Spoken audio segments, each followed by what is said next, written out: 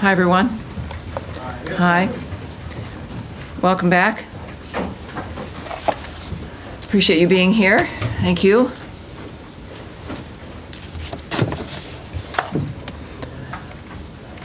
Everyone's set? We're good? Great. Welcome aboard, everyone.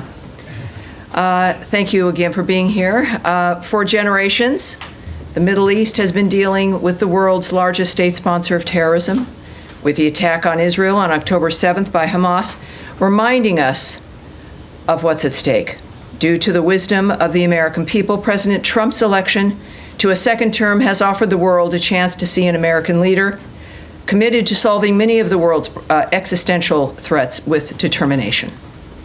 Now, as the conflict between Israel and Iran continues, President Trump has also been clear that Iran cannot have a nuclear weapon. Secretary of State Marco Rubio has also stated that fact, as he has traveled the world working to implement President Trump's vision of peace and security. That statement has also been uttered from this podium many times. The fact that Iran cannot have a nuclear weapon is clear. As the White House reminds us, since taking office, President Trump has clearly stated no fewer than a dozen times that Iran cannot be allowed to have a nuclear weapon, for anyone who's unclear on that fact.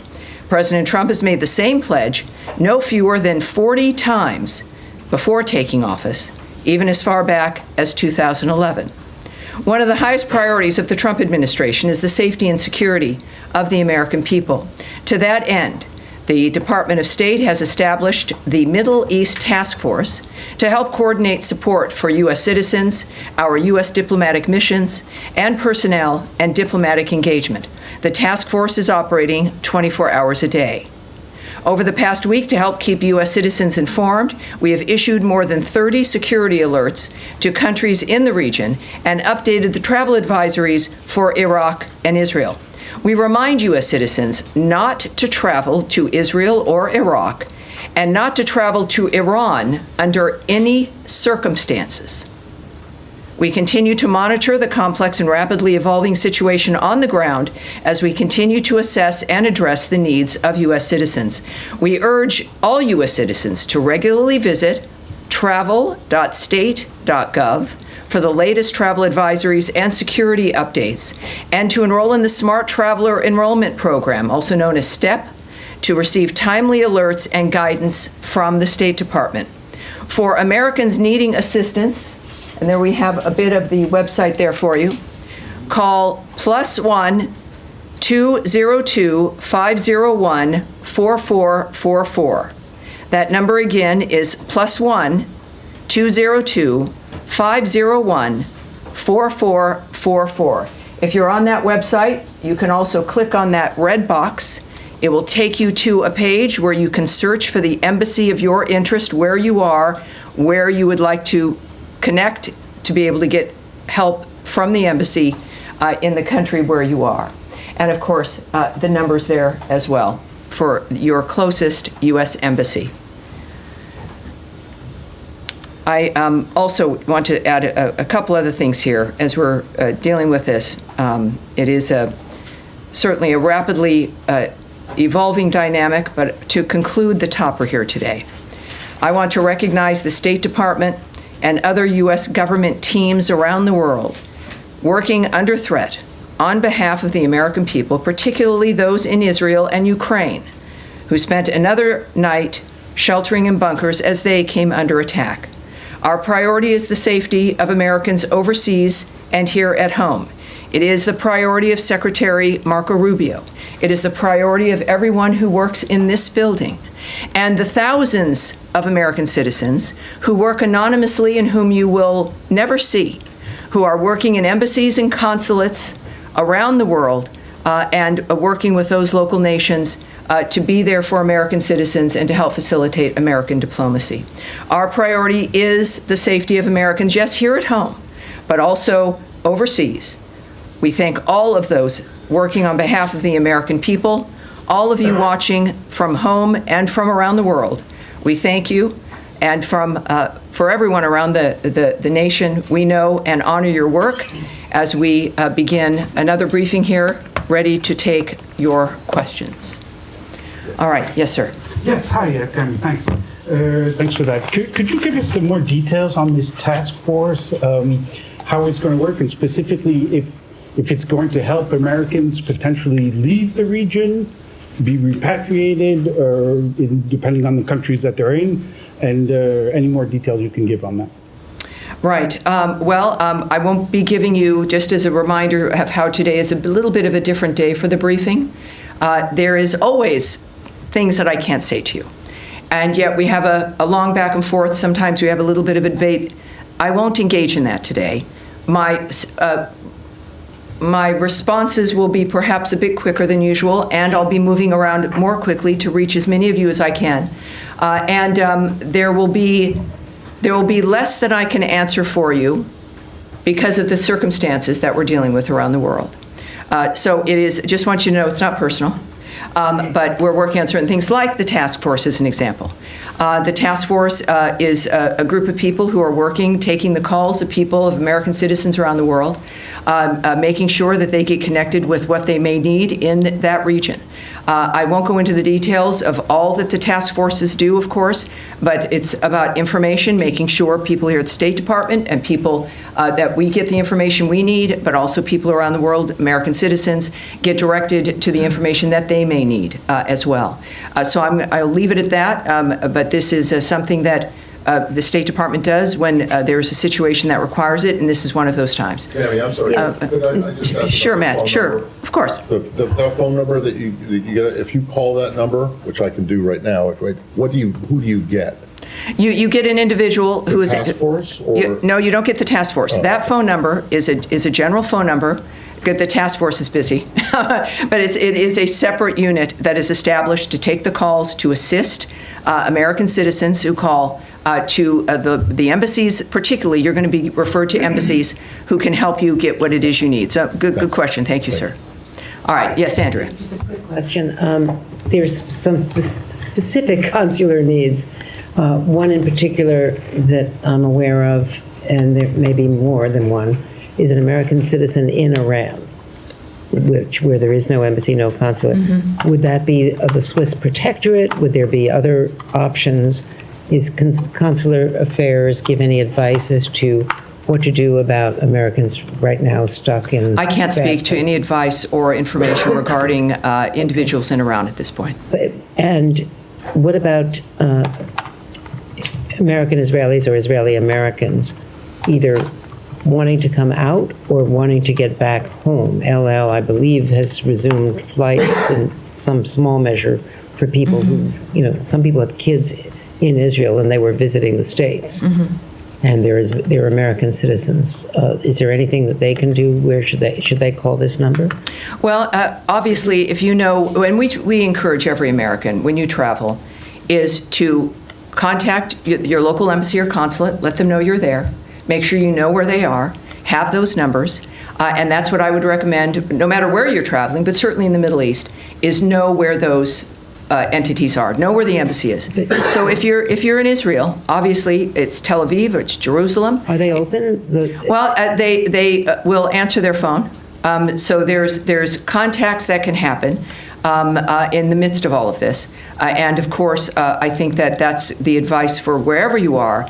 But clearly, if you're in a certain area, it's obvious in this case that there are certain limitations in that region, and that contact the embassy, the one that is nearest to you, and you will, at the very least, make sure they know where you are, but also they will give you some options for the plans that you would like to make.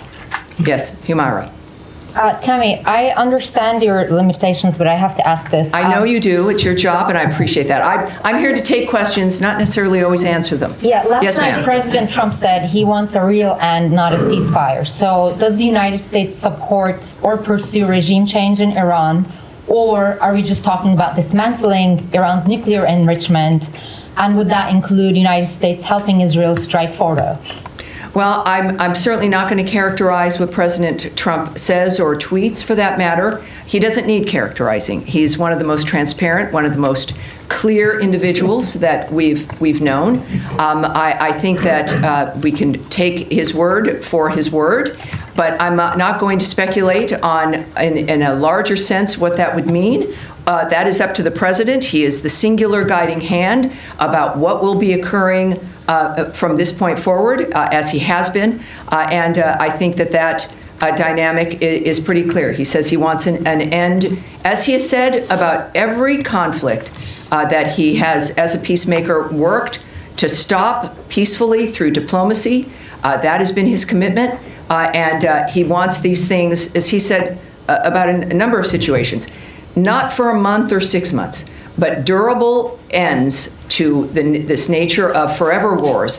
And that has been his posture, and that's his posture now. Okay, I have an easier follow-up. Yes, ma'am. How many people... I'll take a hard one, too. I'd say. How many people so far have contacted U.S. missions in Israel or elsewhere, American citizens, seeking help to depart the country that they're in the Middle East? Yes, I won't discuss those details or the numbers involved with the embassies. Are you guys planning to facilitate charter planes to get people out or military evacuation? I will not discuss what our plans are in that regard. Yes, ma'am. Just to follow up on that really quickly. Sure. Are you guys considering at all operations that would help Americans who want to leave the region from evacuating?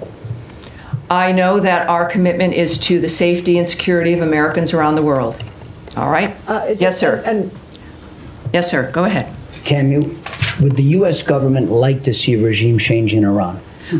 First of all, I'm certainly not going to remotely address that. It would require me to speculate or speak on behalf of the president, which I will not do.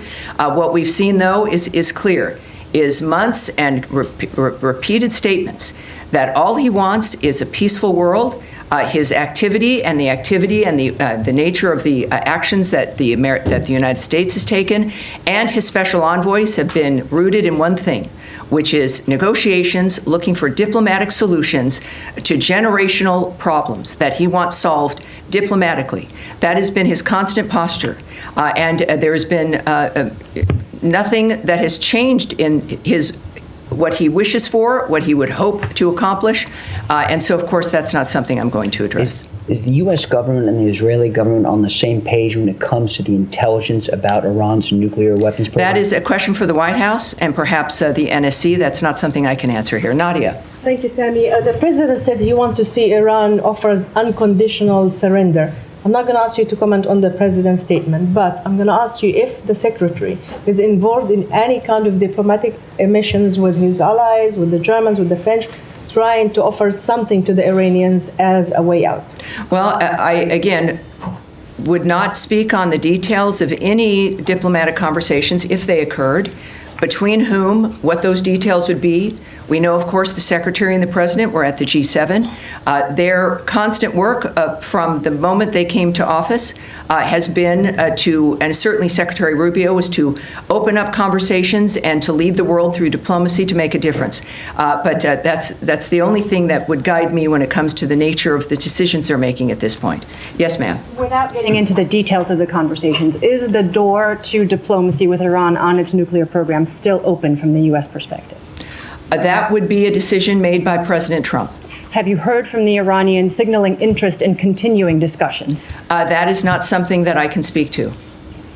Yes, ma'am. Going back to the consular piece of this in Israel, the latest security alert from the embassy there still says that the embassy is not in a place to evacuate or directly assist Americans. Do you have any timeline on when that might change for the Americans who are stranded in that country? And just looking at how quickly the security situation has changed there. The travel alert was raised to a level 4 from a level 3 for the entirety of the country. Is that a sign that the State Department was caught on its back foot a little bit by this change because Americans still can't get help?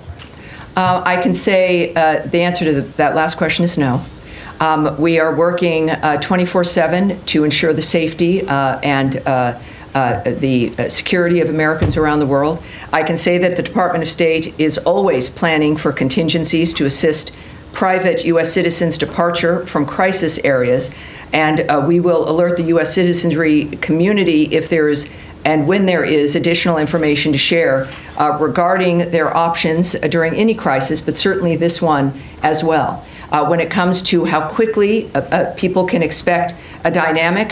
The American government, the State Department, our militaries, you've seen all of these assets, all of these departments involved in this dynamic in one fashion or another, are working exclusively for the safety of this nation and the safety of the American people, wherever they may be.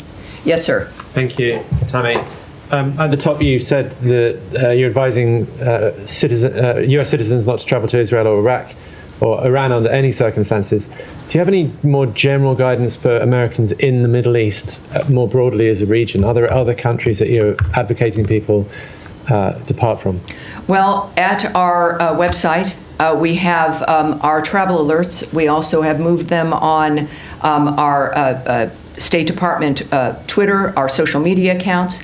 Those are for the public to see. Would there be, what is the specific one for people to look to if they want to look for specific country travel alerts? Is it travel.state.gov? So travel.state.gov, and you will see every travel alert there for you, depending on if you're going to be traveling. It does not just for the Middle East, or if you're in a country right now, you can get your information there. Yes, sir. Thank you. Two questions. In your topic, you also recognize American diplomats serving in Ukraine and Israel who spent another night in a bunker. Yes. But one of American citizens happened to be killed by the Russians last night in Ukraine. Do you have any comment, and will the U.S. government act to protect American citizens in Ukraine? Yes, we are aware of last night's attack on Kyiv, which resulted in numerous casualties, including the tragic death of a U.S. citizen.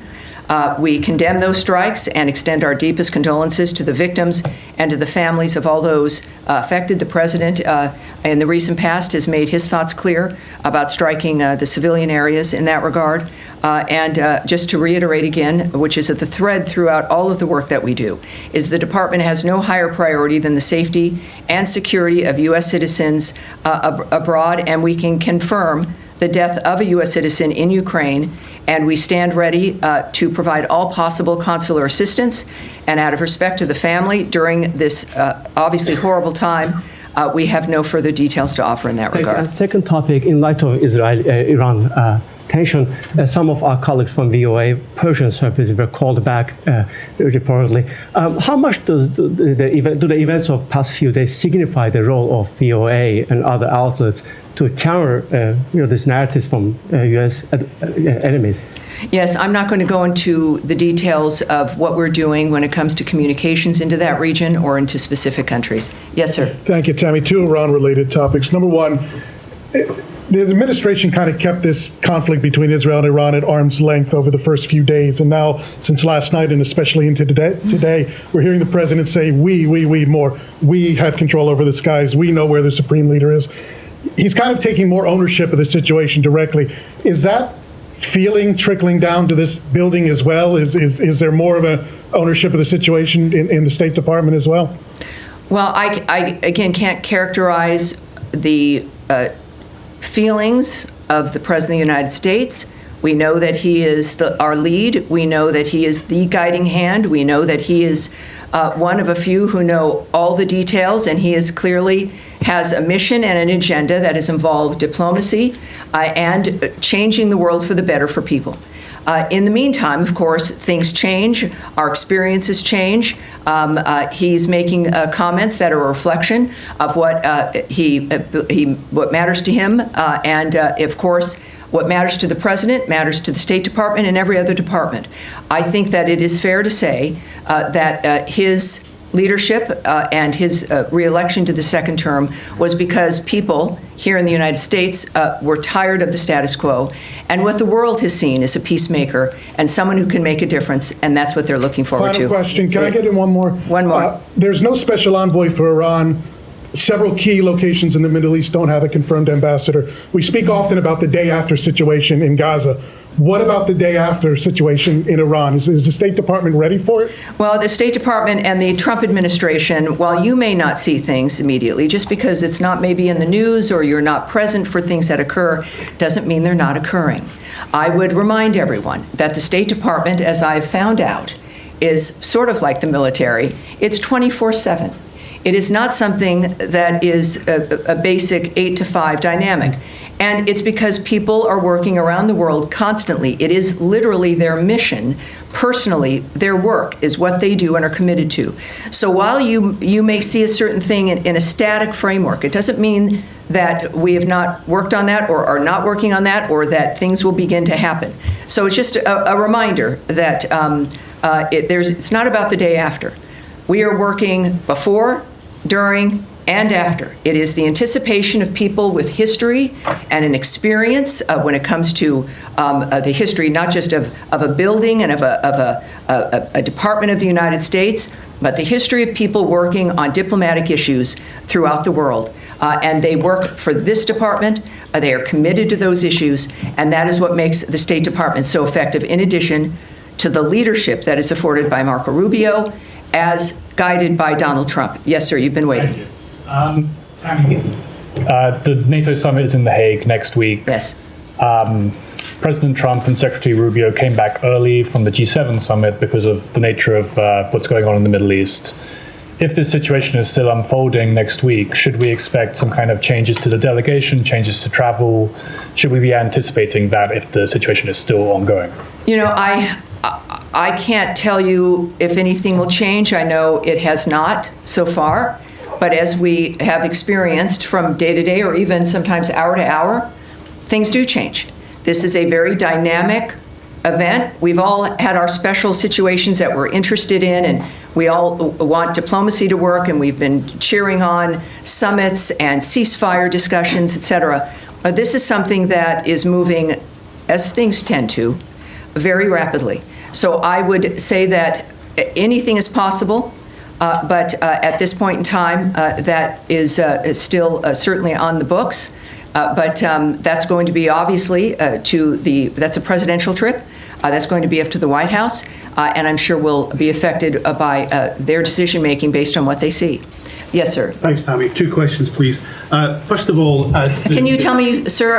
Alan Fisher from Al Jazeera English. Very good. How do you do? Fine, thank you. The U.S.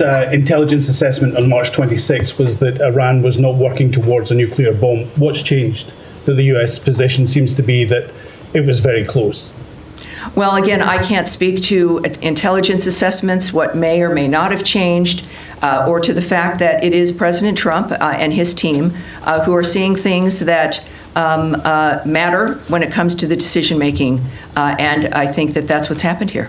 Second question is, if the president in his first term was willing to give the Taliban 18 months to come up with a deal, why was there only 60 days given to the Iranians to discuss something which is much more complicated? Again, I'm not going to discuss the details of the decisions made by the president. Andrea? I'm just saying that was Tulsi Gabbard's testimony in open session to the committees. Well, yes, and as I've noted, today is not that day. Next, yes? Yes, sir. Tie in the white shirt. Thank you. Is that you just suggesting that Andrea, we're moving on, please. Let's please I'm just be trying to able get to a manage this. clarification. Sir, in the back there. Thank you, Tammy. My question is, the other week we were talking about the negotiations between Iran and the U.S., and the president was very optimistic about it. And now drastically everything has changed, and we are talking almost about a full-scale war between Israel and Iran. How do you name the procedure right now? Has the negotiations failed, or how can we name it? My second question will be, the Iranian state TV has been targeted by the Israeli Air Force. How do you see that? Do you see a state TV channel as a legitimate target? Well, you'd have to ask Israel about their decisions when it comes to the choices with what they strike and what they don't. And on your first question, which now is already, what was your first question? My first question, after all this, after these escalations, how do you name I would say that you would look to the President of the United States for how he is characterizing what has occurred. And he is very open and transparent with that, and does it with his many conversations with the media and also on Truth Social. He is clearly accessible, certainly with his remarks, and he has said a number of things on social media that I think might answer your question. Yes, Saeed. Thank you. Very quick question on Gaza. Can I do that? Of course. Well, are we continuing Well, I still also with? have- I also have I will come to you on Gaza, Saeed. I promise. But let's continue with the topic at hand. So yes, sir, in the back. Thank you so much, Tammy. Two questions. One question on Iraq related to Iran. Iranian-backed groups Kataib Hezbollah threatens the U.S.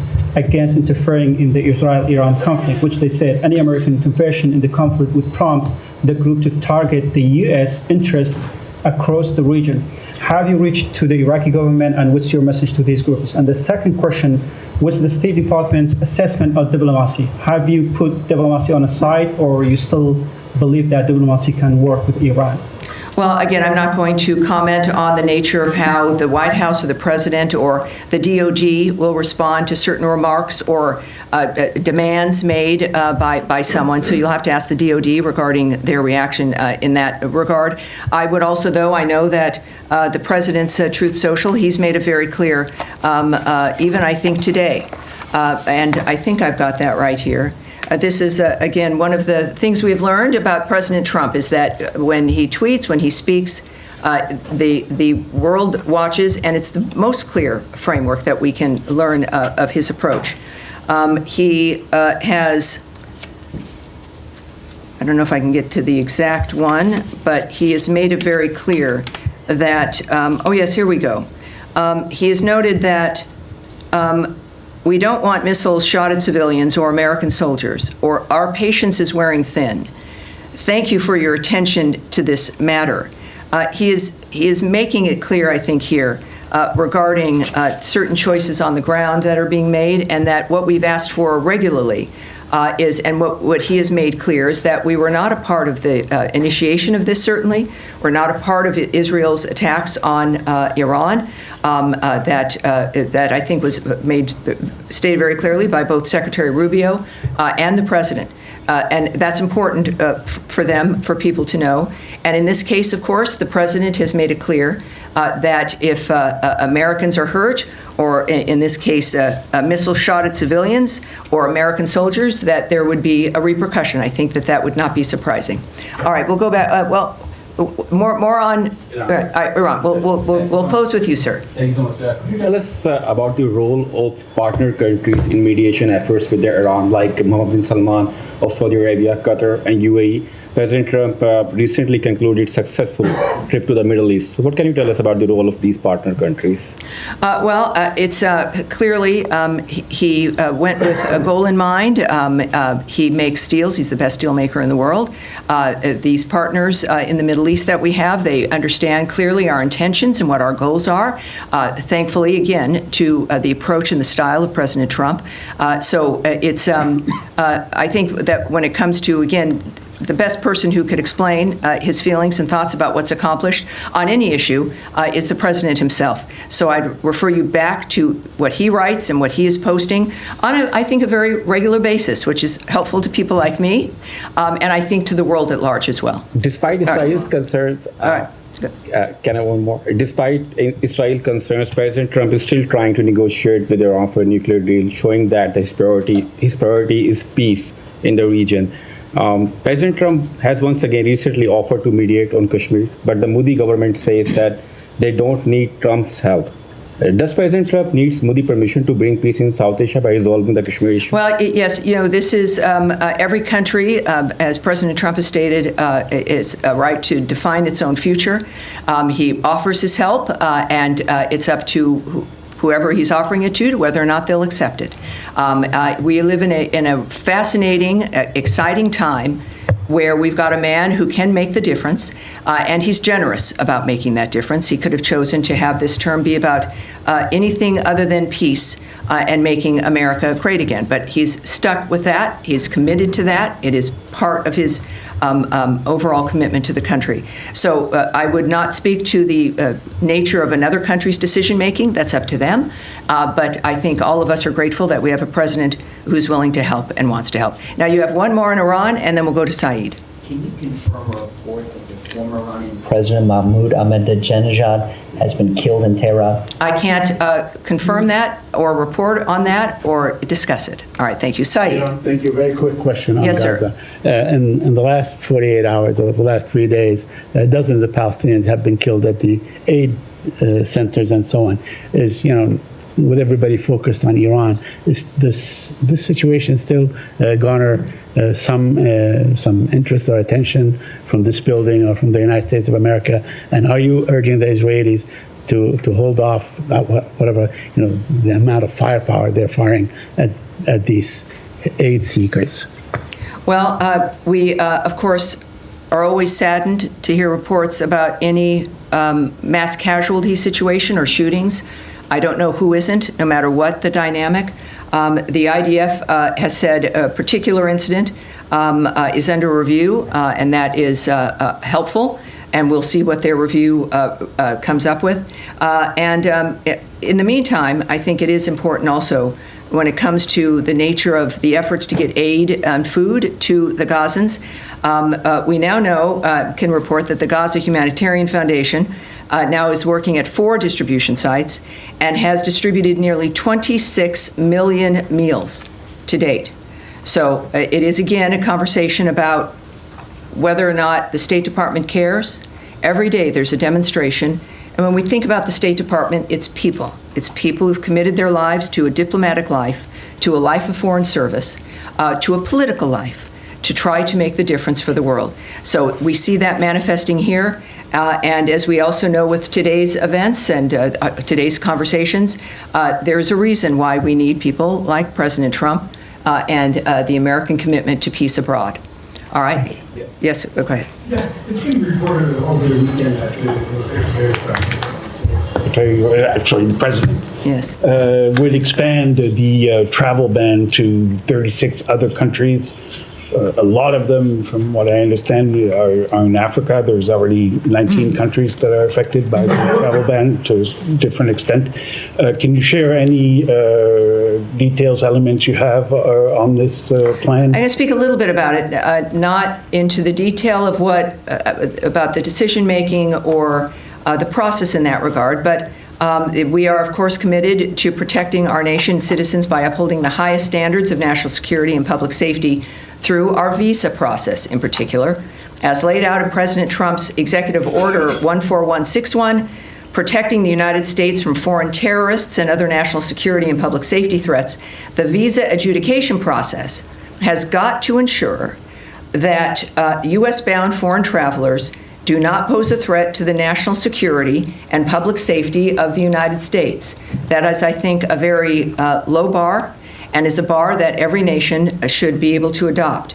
To protect the national security and national interests of the United States and its people, the Department of State and other U.S. government agencies assess other countries' security capabilities, information sharing, and identity management practices, exploitation of the U.S. visa system, such as overstay rates, and failure to facilitate the repatriation of their removable nationals.